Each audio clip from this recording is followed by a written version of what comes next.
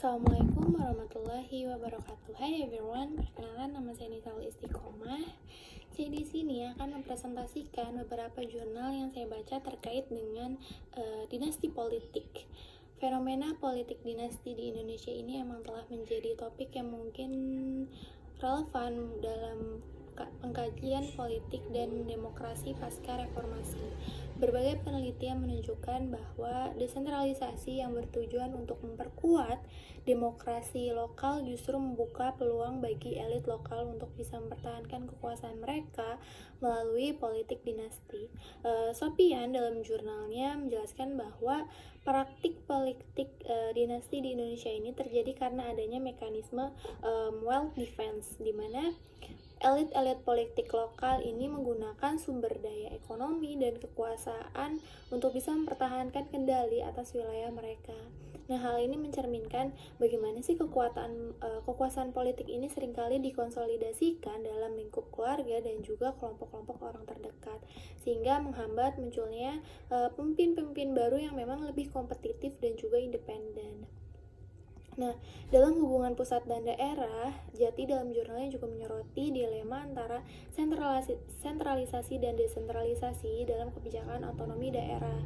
Meskipun desentralisasi punya tujuan untuk bisa meningkatkan partisipasi masyarakat dalam pelayanan publik, kenyataannya sistem ini tuh justru malah memperkuat oligarki lokal dan juga praktik politik klientelisme. Nah, ini membuat kepala daerah itu lebih mengutamakan kepentingan-kepentingan kelompok tertentu dibandingkan kepentingan masyarakat secara luas. Sidel dalam studinya juga mengenai local strongman menjelaskan bagaimana elit lokal di berbagai negara Asia Tenggara termasuk di Indonesia menggunakan kekuatan ekonomi dan sosial mereka untuk bisa mengendalikan jalannya pemerintahan lokal. Dengan cara ini mereka tuh nggak hanya mempertahankan kekuasaan mereka, tapi juga menciptakan sistem yang lebih sulit untuk bisa ditembus sama lawan politik yang emang nggak punya sumber daya yang cukup besar. Nah, hal ini berkontribusi terhadap stagnasi demokrasi yang semakin melemahkan peran institusi politik formal yang seharusnya berfungsi sebagai penjaga keberlanjutan demokrasi. Hemei dalam jurnalnya juga mengkaji dampak politik dinasti terhadap stabilitas demokrasi di tingkat lokal. Ia menemukan bahwa hubungan pusat dan daerah ini seringkali diwarnai tarik-menarik kepentingan yang berujung pada konflik kebijakan, terutama dalam hal distribusi sumber daya. Banyak daerah yang mengalami ketimpangan karena distribusi sumber daya yang memang lebih menguntungkan kelompok elit yang berkuasa daripada masyarakat secara luas. Nah, Bolkiah juga dalam jurnalnya menambahkan bahwa praktik korupsi dalam pengelolaan sumber daya daerah ini menjadi salah satu faktor yang memperkuat dominasi politik dinasti dan menghambat perkembangan demokrasi yang lebih sehat. Nah, korupsi yang terjadi di daerah ini seringkali sulit diberantas karena pelaku korupsi itu berada dalam jaringan politik yang kuat dan punya hubungan yang erat sama pusat kekuasaan. Nah, dari berbagai studi ini mungkin dapat disimpulkan bahwa meskipun desentralisasi ini dirancang buat meningkatkan demokrasi, terus juga tata kelola yang memang lebih baik, implementasinya di Indonesia malah justru memperkuat kekuasaan elit lokal yang berorientasi pada kepentingan pribadi dan juga keluarga.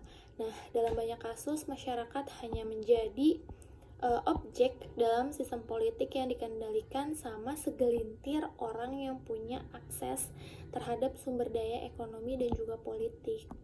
Mungkin kajian ini memberikan wawasan yang lebih mendalam tentang bagaimana sih kebijakan desentralisasi dan praktik politik dinasti ini seringkali berinteraksi, serta dampaknya tuh terhadap demokrasi di Indonesia. Nah, mungkin reformasi yang lebih komprehensif diperlukan untuk bisa memastikan bahwa demokrasi itu nggak hanya menjadi alat bagi elit politik, tapi juga menjadi sistem yang emang benar-benar mewakili kepentingan rakyat secara luas. Mungkin diperlukan langkah-langkah konkret seperti kayak penguatan dari peran lembaga pengawas, pemberdayaan masyarakat sipil, dan juga peningkatan kesadaran politik sama masyarakat secara luas untuk bisa menjadi solusi jangka panjang dalam mengatasi dampak negatif dari politik dinasti di Indonesia. Nah, mungkin itu saja yang dapat saya sampaikan. Terima kasih atas waktunya. Assalamualaikum warahmatullahi wabarakatuh. Bye bye.